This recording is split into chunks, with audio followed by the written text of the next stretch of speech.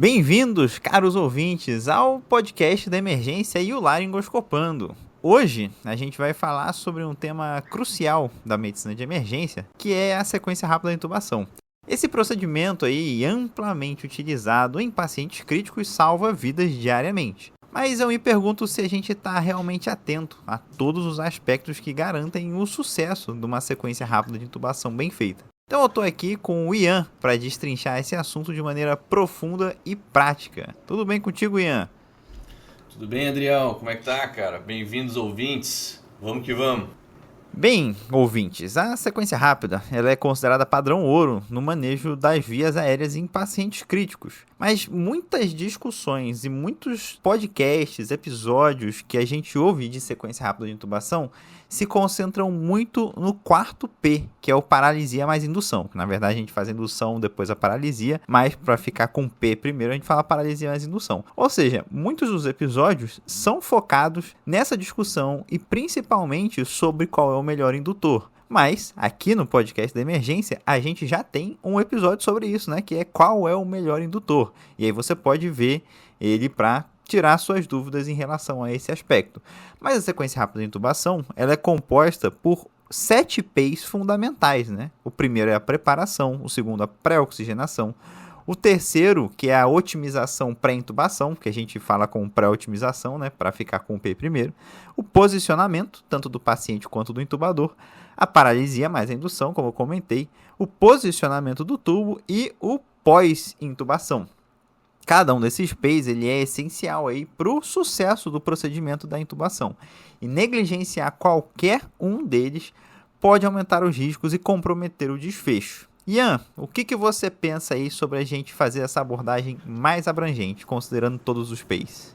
Adriel, cara, eu concordo plenamente que a sequência rápida, primeiro, é o procedimento mais crítico aí na medicina de emergência. E a gente tem essa ideia que a sequência rápida é um processo que ela tem que ser feita às pressas, né? Porque ela é rápido, né?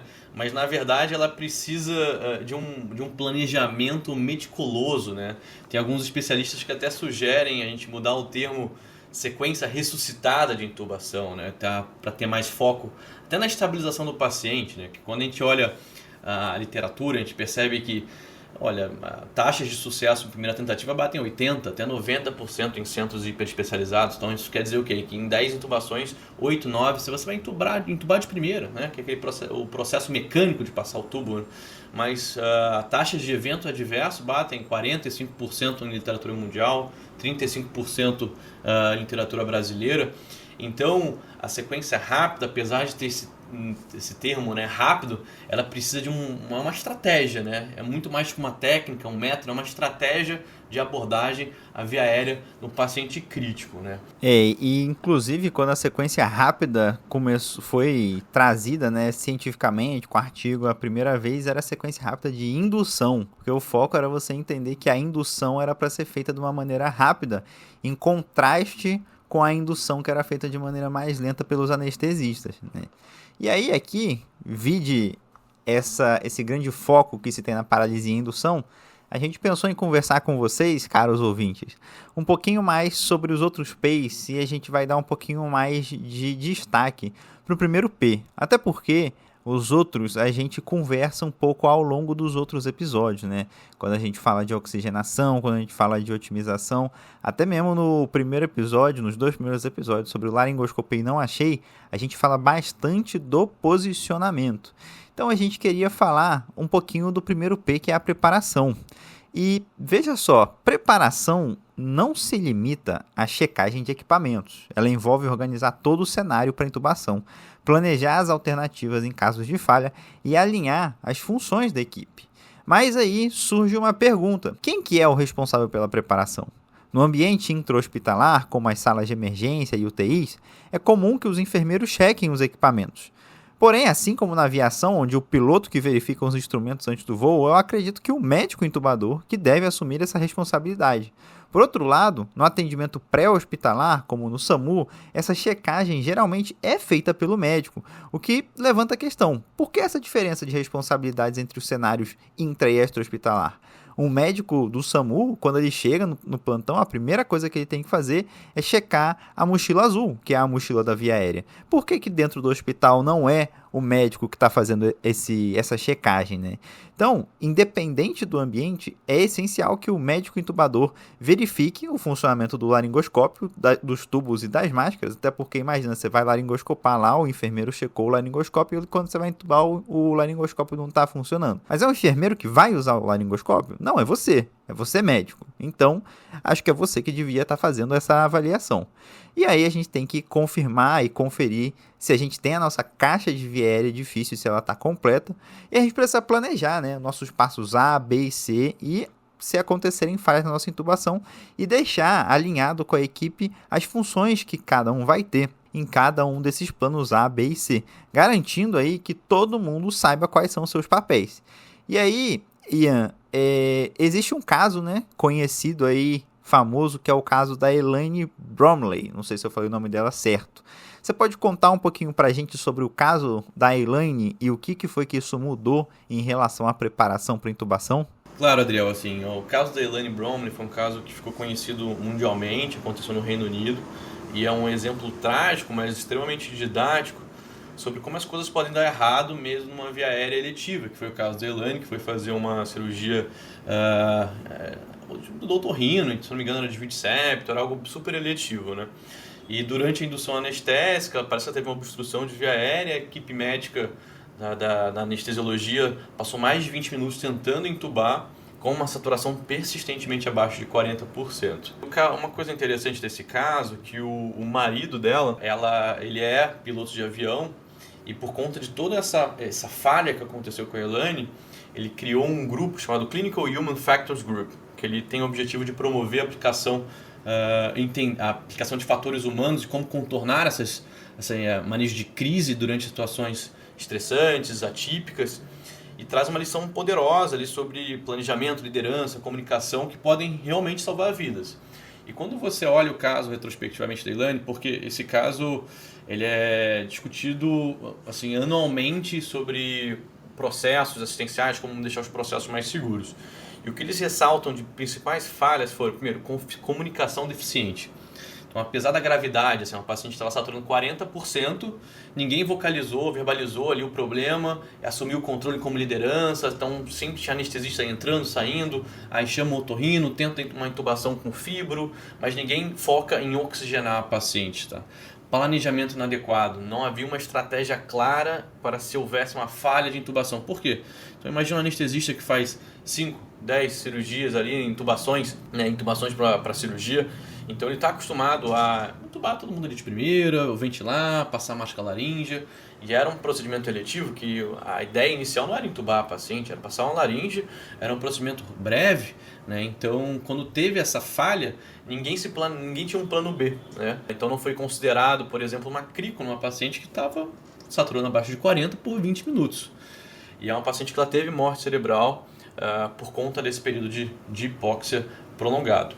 Outra coisa interessante que eles levantaram na análise do caso, que foi ignorar sugestões, né? Então muitos enfermeiros e pessoas do centro cirúrgico que estavam passando sugeriram usar o kit de via aérea cirúrgica, outros tipos de dispositivos, mas essas sugestões foram ignoradas pelo operador, né? O intubador que estava tentando lá, super estressado, intubar a paciente. Isso a gente claramente tem detalhado na literatura, que é aquela tunelização, tanto verbal quanto de imagem. Quando você está estressado, você perde a visão periférica, a noção do tempo se perde, né?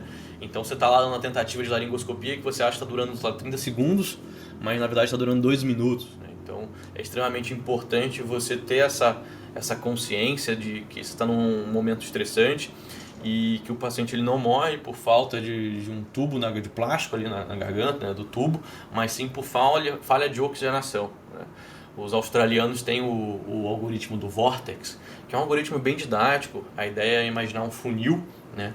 E à medida que esse paciente ele vai desaturando, a linha vai descendo, enquanto você não consegue resgatar, o ponto final do Vortex é a crico para a gente tentar reoxigenar o doente. Tá? Então, provavelmente, se tivessem feito uma crico, uma via aérea cirúrgica, na Elaine, provavelmente ela estaria com uma marca da crico, mas estaria viva. E eu acho interessante você trazer esse caso, porque ele ilustra muita coisa, né? Tipo assim, muito, porque a gente tá falando de um caso de um desfecho ruim numa intubação em um centro cirúrgico, num caso eletivo, né? E aí o pessoal não se preparou, e aí a partir do não preparo, essa via aérea que era para ser teoricamente fácil, ela se torna uma via aérea difícil. Ela não é só uma via aérea que poderia ter sido anatomicamente difícil ou fisiologicamente difícil, né? Ela se torna uma via aérea psicologicamente difícil, porque a partir do momento que você estava esperando uma coisa tranquila, e aí essa coisa tranquila não aconteceu e você não estava preparado para ela não acontecer, aí é o que você falou, né, da tunelização, por exemplo, que foi uma coisa que a gente comentou no segundo episódio do Laringoscopano também, né, quando o nosso colega emergencista Summer traz esse caso da tunelização, né. Então, assim, a falta que um preparo e ter um plano A, B e C repercute, né, a repercussão disso. E aí, quando a gente fala sobre se preparar no contexto de emergência, a gente não pode se dar ao luxo de não se antecipar, né? A gente tem que esperar o melhor, mas a gente tem que estar preparado para o pior. Então é indispensável a gente ter o nosso plano A, o nosso plano B, o nosso plano C. Uma coisa da preparação, né? Eu, quando vou entubar, eu sempre pergunto ali pro técnico de enfermagem que vai fazer a medicação se ele está pronto, pro fisioterapeuta se ele está pronto, para todo mundo que está na equipe ali perguntando se eles estão prontos, a gente pode começar. E acho que uma coisa importante também, né, é justamente isso, quem que vai ficar olhando pro monitor, dependendo, né, da posição do monitor ali, quem que vai ficar olhando pro monitor para falar, ó, tá desaturando, né? Então eu acho que esse caso ilustra muitas coisas de preparação. Cara, concordo plenamente. A gente que só falha se a gente não tem um plano B. E tentando para os nossos ouvintes trazer uma forma pragmática de a gente organizar isso, né? Como eu faço na minha prática diária. Né? Primeiro, né? É uma equipe, né? Trabalhar na emergência é muito sobre liderança e não é algo individual. Você pode ter os planos na sua cabeça, mas se você está pegando laringo para entubar um paciente, não vai ser você que vai lá pegar a laringe, tá? Então tem que estar tudo organizado sobre quem vai pegar, quem vai abrir, quem vai te dar, quem vai te avisar. Então, por exemplo, eu gosto muito de determinar, antes de começar a indução, um runner, né? Que é a pessoa que, olha, se por acaso, vamos dizer que aconteceu alguma situação, tem que pegar um outro material no carrinho de via aérea, essa é a pessoa, tá? E a nossa mente, entrando um pouco sobre cognição e tomada de decisão durante crise, a gente tem uma forma de pensar dicotômica, né? Um lado intuitivo, decisões intuitivas, que o Daniel Kahneman, um economista que ganhou o Prêmio Nobel de Economia, dicotomiza entre tipo 1, que seria intuitivo, e tipo 2, a racional. Assim, por questões evolutivas, a gente pensa muito de forma intuitiva. Principalmente quando a gente faz processos repetidos, né? 30 pacientes, dos 30 pacientes, 28 foram de primeira. Por que ele tem que estar lá se preparando pro plano B, pelo plano C? Então ele fica meio que numa zona de conforto, né? É fácil para ele entrar nessa zona de conforto, porque dá menos trabalho, né, Adriel? Tem tanta coisa pra gente pensar na emergência, tem que pensar mais uma coisa num procedimento que às vezes o emergencista já tá lá, eu me garanto, vai dar tudo certo, não tem nenhum estigma de via aérea difícil, e aí que mora o perigo, né? A gente entrar nessa zona de conforto e não se preparar. Então, sobre a forma de pensar tipo 1, tipo 2, né? Então, a gente tem uma tendência a pensar mais de tipo 1, mas essa é uma forma de pensar que tende a falhas, provavelmente em situações atípicas. Então, por exemplo, você está se preparando para uma via aérea, você tem um planejamento intuitivo, mas você laringoscópio e você não vê nada. E você sente que sua frequência cardíaca está aumentando, você está sob estresse, e aí você falhou no seu planejamento intuitivo, e aí você vai tentar tomar uma decisão mais racional, você tentar entender o que está acontecendo, e aí é esse momento que você entra em crise. Por quê? Pensar de forma racional, tomar decisões mais hipotético-dedutivas, exige energia cognitiva, exige tempo. E naquele momento que você está ouvindo a saturação cair, o barulho do oxigênio, a cara da enfermeira, doutor, faz alguma coisa, tentando ventilar o paciente, não está funcionando, você trava, você entra num processo meio passivo de luta e fuga.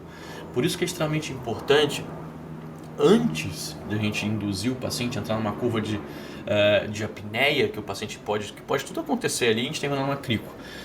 É importante você tomar decisões pré-estabelecidas em momentos mais calmos antes da crise entrar. Porque é nesse momento onde você vai verbalizar para você e toda a sua equipe tomando decisões mais racionais, para que quando chegue a crise, você tome boas decisões intuitivas, porque as decisões já foram tomadas. Tá? Então, como é que eu funciono na prática? Eu vou lá entubar com um residente. Gente, o plano A é o Adriel com o laringo direto e o buge. Se cair abaixo de 90% da saturação, o fulano que está na cabeceira vai me avisar e a gente vai resgatar com o ambu. O ambu, o bolsa válvula máscara, está testado, o reservatório funciona, não está furado. Faz uma pressão contra o bocal do ambu para ver se não desmonta na sua mão, né? É extremamente importante isso. Não, está funcionando, gente. Então a gente vai tolerar ventilações de resgate por 2 minutos. Se não subir a saturação, a gente vai passar para máscara laríngea. Se tiver capnografia, obviamente é melhor usar, porque a gente acopla o capnógrafo no bolso da válvula máscara. Se não tiver curva, a gente tem que migrar para um outro tipo de dispositivo, como a máscara laríngea. E a gente vai passar para a máscara laríngea, pessoal. Máscara laríngea, o tamanho do paciente conforme o quilo do paciente, né? Então 4, 5, 4 um paciente de 70 quilos, 5 um cara tem 100 quilos. Vamos passar para a máscara laríngea, vamos resgatar por 2, 3 minutos. Se não funcionar, pessoal, a gente vai fazer a crico. Temos um bisturi ao alcance, temos um tubo 6 ao alcance, temos um buge para fazer a técnica bisturi, dedo e buge. Tá? Então, nessa ideia de fazer o plano A, B e C, toda a equipe está ciente, quem vai pegar o material em caso de falha, porque se acontecer a falha, as decisões estão tomadas. Né? E eu acho muito interessante essa questão, né, de você ter definido quem que é o runner, quem que é a pessoa que vai pegar o que tá faltando, assim, porque uma coisa é você ter alguma coisa que faltou e você falar, alguém pega tal coisa, né, e aí até as pessoas decidirem quem que vai pegar. Outra coisa é você já ter isso definido. Até porque eu gosto sempre de frisar isso para os alunos e para quando a gente tá dando curso de via aérea. A partir do momento que você faz a indução e a paralisia, a gente para de contar as coisas em minutos e a gente conta as coisas em segundos. Então, cada segundo que você está perdendo é um segundo que vai fazer diferença na vida do seu paciente.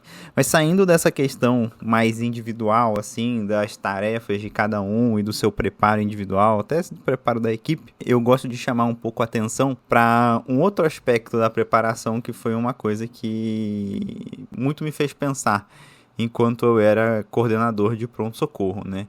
Que é o seguinte, né? A preparação, ela não se atém somente ao médico e à equipe na hora ali da intubação. Passa também pela coordenação, pela gestão, garantir que a gente tenha condições aceitáveis para se realizar uma intubação, né? E aí isso faz parte do preparo do primeiro P, né? Então, por exemplo, uma sala de emergência ou uma ambulância que dispõe de um videolaringoscópio, teoricamente, essa sala de emergência, essa ambulância, está mais preparada para uma intubação, principalmente uma intubação difícil, do que uma sala de emergência que não tem um videolaringoscópio. Uma sala de emergência que tem de fácil acesso múltiplos indutores, um etomidato, uma ketamina, talvez um propofol, que tenha disponível succinil e rocurônio, é uma sala mais preparada. Então tu imagina, né? Chega um paciente que tem uma contraindicação formal a succinilcolina e o rocurônio está na farmácia, não tem farmácia satélite, vai demorar 15 minutos para buscar o rocurônio, né? Então, quem que é que cuida desse tipo de preparação? É o médico assistente, é o enfermeiro assistente que está ali no momento? Não, essa preparação tem que ser pensada desde antes, né? Então, faz parte da coordenação, da gestão se preparar. E aí, obviamente, se a coordenação não tiver nenhum conhecimento sobre via aérea difícil, sobre as atualizações em via aérea, sobre o benefício do videolaringoscópio, sobre o benefício do buge, por exemplo, você vai ter problemas ali na hora de você ter que se desenrolar em situações que fogem do simples, né? Imagina se você só ter etomidato e succinil na sua sala. Você não vai conseguir fazer algumas intubações, né? E aí esse tempo perdido de buscar um rocurônio, de buscar uma ketamina, é um tempo crucial para um bom desfecho. Então, assim, parte da gestão se inteirar do primeiro P, assim como parte também de nós, médicos assistentes, cobrar e levar essas demandas, né, para o preparo da sala de intubação. Eu vou te dar um exemplo, Ian.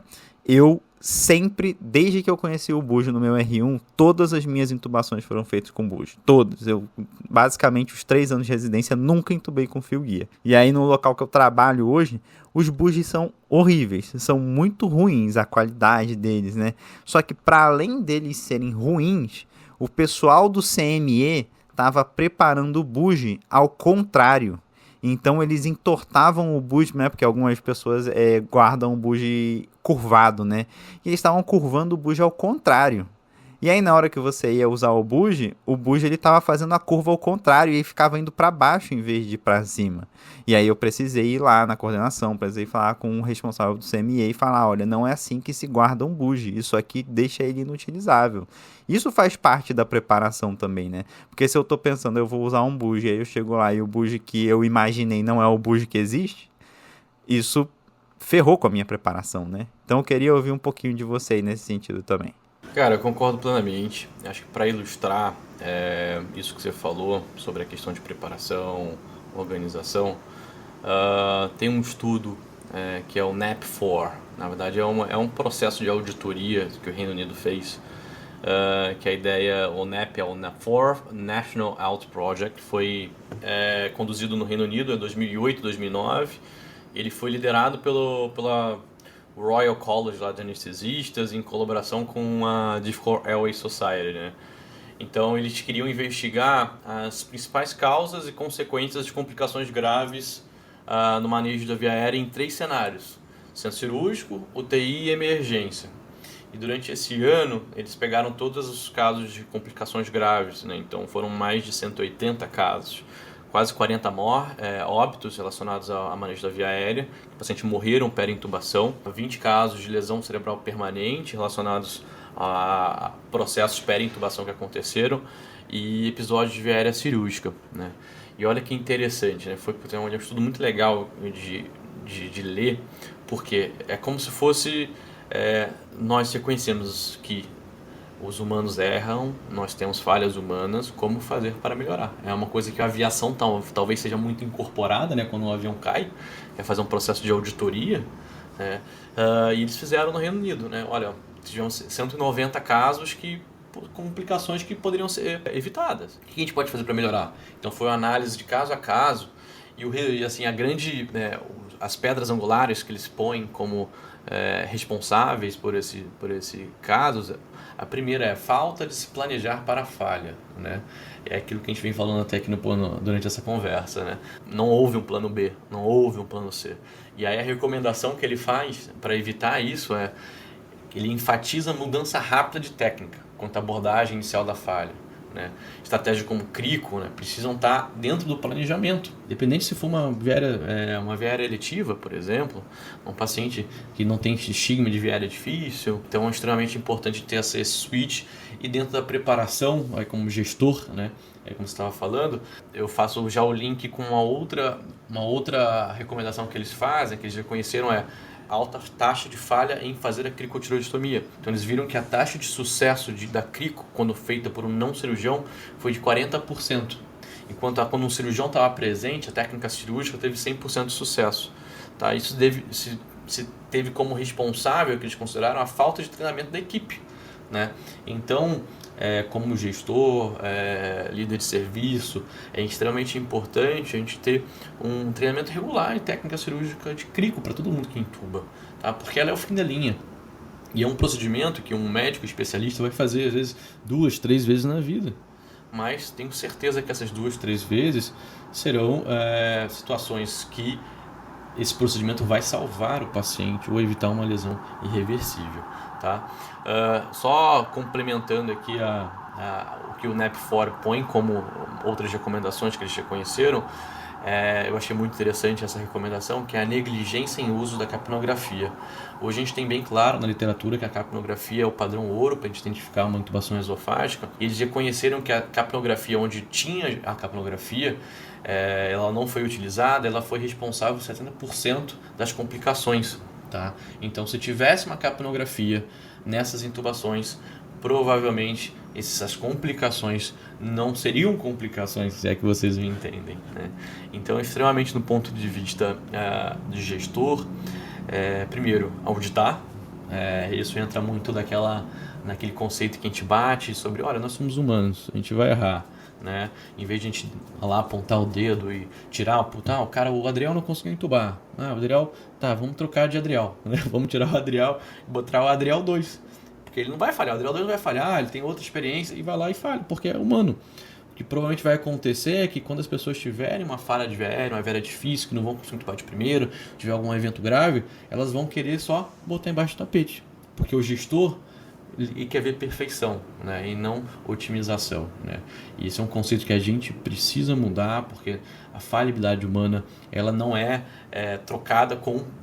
trocando pessoas, mas sim com cultura de serviço, mais segurança em processos assistenciais, entender como o pessoal do Reino Unido fez, como o caso da Elaine lá virou um caso emblemático de tentar melhorar os processos, assim como o NEP4 fez. A gente precisa olhar para os nossos serviços, comentar sobre os casos que deram ruim, né? Porque senão a gente acha que só dá errado com quem não sabe, que quem não está preparado, mas essa é uma falácia.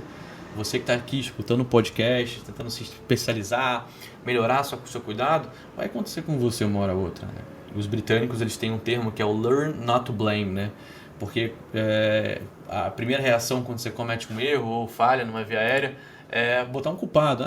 Não, o material não estava adequado, não sei o quê, a enfermeira me deu errado, eu fiz isso. Então, ao invés de a gente reconhecer como um time, o que a gente pode melhorar, né?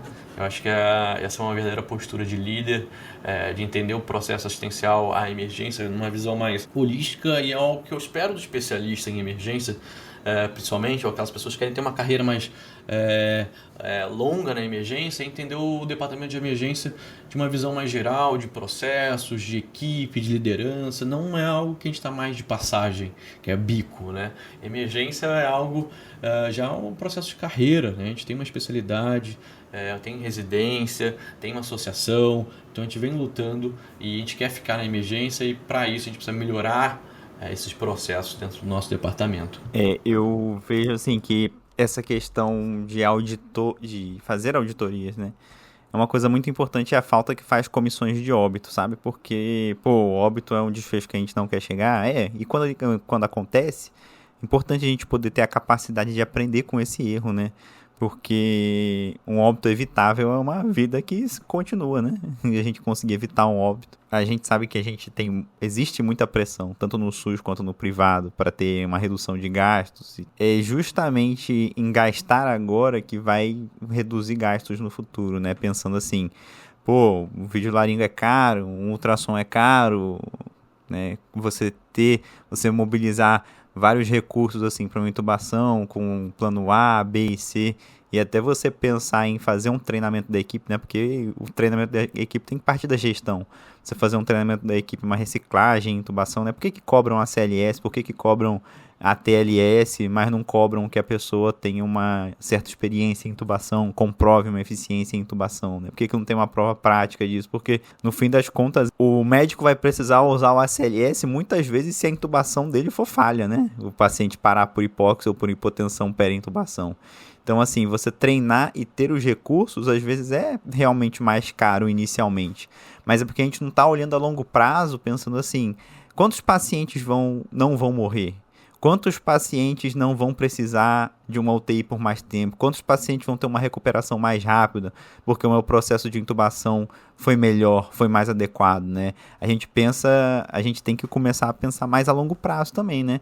Você deixar de ter intercorrências na sua intubação porque ela foi bem preparada, significa que você vai gastar menos recursos daqui para frente também, que o paciente vai ter uma recuperação melhor.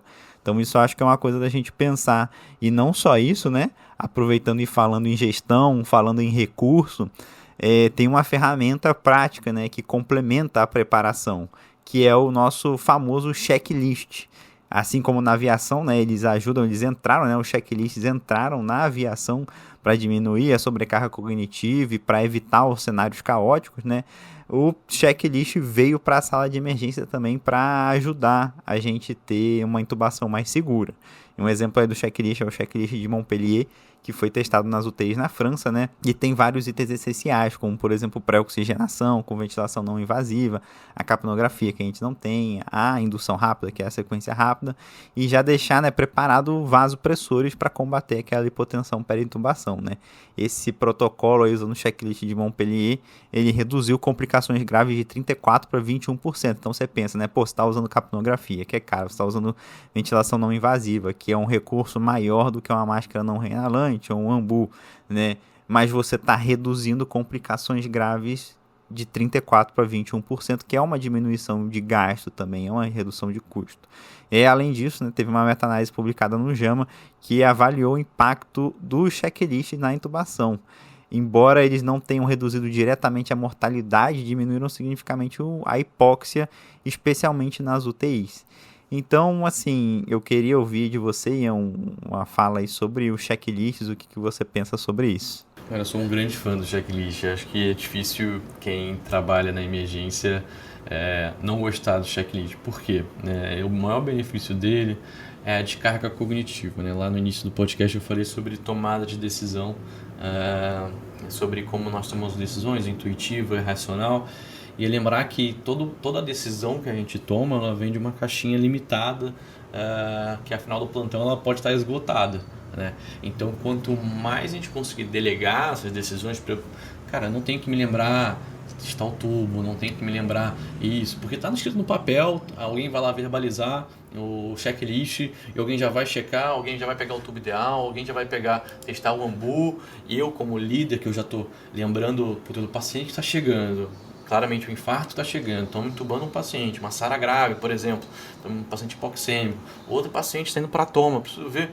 Então, ter um protocolo, melhor dizendo, um checklist, né, um bundle, né, como o pessoal do Montpellier idealizou, que não necessariamente o médico vai fazer, mas uma pessoa ali na ponta da cama vai verbalizar isso e todo mundo vai testar junto com a equipe. Então, o checklist vai tirar essa descarga cognitiva sobre o processo de tomar a decisão, né? Então eu sou um grande fã, a gente vai deixar no link ali uma sugestão de checklist, um checklist que a gente tem no meu serviço, que é uma ideia que a gente vai checando, por exemplo, coisas pequenas, como ter o manguito no lado contralateral onde está a oximetria, porque imagina, você está entubando o paciente e aí começa a insuflar um manguito e aí perde a saturação durante a laringoscopia. São coisas pequenas que você tem que ajustar. Então, por exemplo, trocar o manguito para o lado onde está o dedo do oxímetro, o lado contralateral ao dedo do oxímetro. Ter um tubo reserva, né? Deixar pronto. Então, esse estudo que você falou do Montpellier é um estudo bem icônico que traz essa ideia do bundle. Quando a gente fala em estudo brasileiro, a gente tem um estudo do Rafael, meu ex-residente, meu conterrâneo lá do Rio, Rafael von Helman, que foi publicado no Jornal Brasileiro de Emergência, que é um protótipo de um carrinho de via aérea. E o carrinho de via aérea é algo fenomenal, que a gente tem adaptado aí nas emergências brasileiras. Qual que é a ideia, né? Ele pegou basicamente um modelo dos australianos, que é do Vortex. E eles fazem... O Vortex é bem legal, quem quiser dar uma olhada por fora, a gente vai deixar o link na descrição do podcast. Mas eles têm já os adesivos, tudo certinho, para montar esse carrinho de via aérea. Então a primeira gaveta do carrinho seria o plano A. Então tudo necessário para o plano A está na primeira gaveta. Cara, o plano A deu errado, ela vai abrir a segunda gaveta e vai ter tudo para o plano B. E na terceira, tudo para o plano C, a crico. Então não tem mais aquela coisa de estar tudo meio separado, em um canto almoxarifado no canto, ou às vezes abre uma caixona de Lego, assim, aquelas caixonas como se fosse um mega tapuera, assim, com laringe e bugie, aí tudo ali naquela misturado, que na hora da crise é mais difícil de você achar. Tá? Então o Rafael fez esse protótipo, é aplicado lá no Hospital de Clínicas de Porto Alegre, esse carrinho de via aérea, é um estudo bem legal, que no PDF do trabalho, ele dá todo o passo a passo para você montar no seu serviço. Maravilha, Ian. E eu acho que com isso a gente acaba fazendo uma abordagem bem ampla assim da preparação, né? Não só a sequência rápida de intubação vai além do quarto P, que é a paralisia mais indução, mas a preparação também vai além só de você estar preparado, seja algo que você entende como sua própria preparação, né? Se você saber o passo a passo de colocar um tubo na garganta da pessoa, que às vezes eu acho que é isso que a maior parte das pessoas pensa, mas a gente viu aqui que preparação vai além, né? Vai além de você preparar não só você mesmo, como sua equipe, como a sala está preparada e como também uma questão que engloba a gestão e a coordenação. Eu diria como mensagem final aqui para os ouvintes que é necessário a gente se atualizar, principalmente numa época que as tecnologias vão mudando muito rápido, é necessário a gente se atualizar nelas e também levar essa atualização e demandar essa atualização daqueles que são nossos superiores na hierarquia do hospital ou do atendimento pré-hospitalar. Não dá para a gente já estar chegando em 2025, né? A gente está em 2025 e eu fiz uma brincadeira esses dias com o pessoal da minha família falando, pronto, agora a gente está tão próximo da metade do século como do começo do século. Não dá para a gente estar passando no tempo e a nossa intubação continuar sem um videolaringoscópio, por exemplo. Não dá para a nossa intubação continuar com midazolam e fentanil. A gente precisa se atualizar e levar essas atualizações, demandar que essas atualizações estejam presentes nas nossas intubações, e a gente vai fazer isso demandando da nossa gestão, demandando da nossa coordenação, e isso tudo faz parte da nossa preparação, porque no final o que a gente está buscando é um desfecho melhor para o nosso paciente. Perfeito, Adriel. Eu acho que como mensagem final para os nossos ouvintes, algo que me guia muito é o que o NEP falou e para mim ressoou muito assim dentro de mim, que é se preparar para a falha, se preparar para a falha. Isso bate muito naquele conceito filosófico lá dos estoicos, né, que é o premeditatio malorum, que a ideia é que as nossas frustrações elas batem muito nas falsas expectativas que a gente tem de uma situação. Então, por exemplo, você vai entubar um paciente, você tem a expectativa que você de primeira, vou brilhar, o paciente não vai desaturar, não vai parar, não vai ficar hipotenso. E quando a gente tem essa quebra de expectativa, a gente não se preparou para essa falha, e aí entra um ciclo de estresse, de sobrecarga cognitiva, e eu tenho certeza que vai prejudicar a sua performance e até possivelmente desfechos clínicos para o paciente. Então, pessoal, se prepare para a falha, converse, verbalize o que você está pensando para você mesmo e até a sua equipe. Lembre-se, né, de tentar controlar fatores humanos que acontecem dentro de você, de estresse. Então, muitas vezes eu passo na minha cabeça, olha, eu consigo, eu já fiz isso antes, o paciente precisa de mim, os meus professores estão comigo, quem me ensinou está comigo e eu vou conseguir com sucesso. Tá? Então, o self-talk é algo que os psicólogos batem muito na tecla com atletas de alta performance, né? De você ter uma conversa introspectiva com você, baixar sua frequência. Então, a preparação também entra numa preparação pessoal e quase filosófica, né, Adriel? Pessoal, muito obrigado por ouvirem até aqui. Até a próxima. Obrigado, gente. Até a próxima.